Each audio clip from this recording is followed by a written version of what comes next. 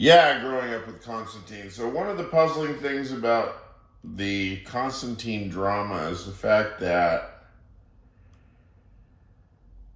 um, I've always figured that it was a total cliche to be like anti-father. So when all of my anti-father feelings really started coming to the fore, you know, roughly, I don't know, around 4, 5 years old, I suppose. Once all my really hardcore anti-father feelings emerged, what's going on there is that I'm like absolutely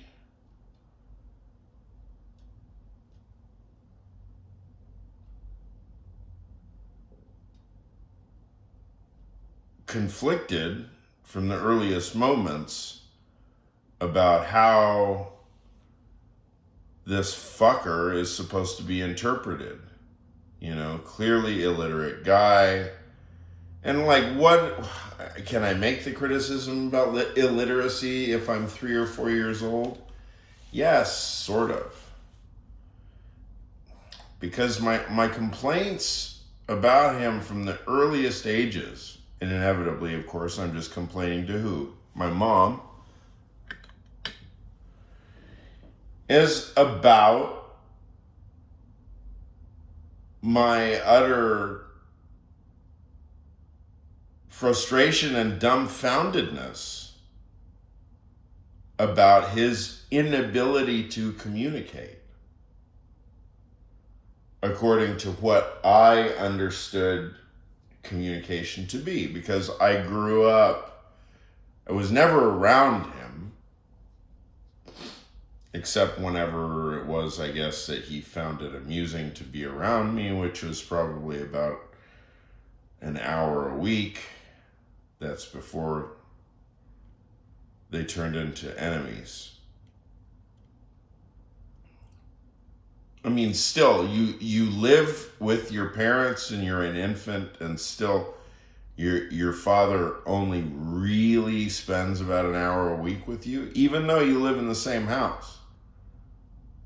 Yeah, go ask any Greek man, even a Greek American man, go ask. How much time do you spend with your infant if they have an infant? I don't know. I hope for something more than an hour a week, and it's not as though like I'm asserting that there's some 1 hour, like one unbroken hour a week that a Greek man will spend with his newborn infant. No, I just mean that, like, cumulatively, if he's driving the car and he looks over and sees his wife holding their baby, like, I guess that would count as like 3 seconds or something, right?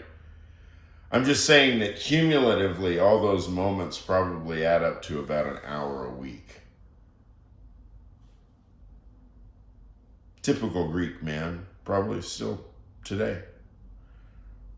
I bet it hasn't changed in the past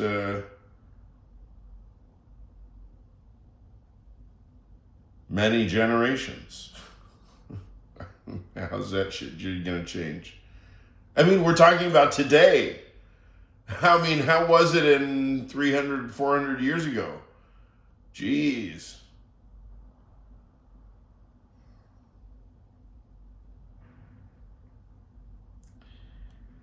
So, earliest time with Constantine,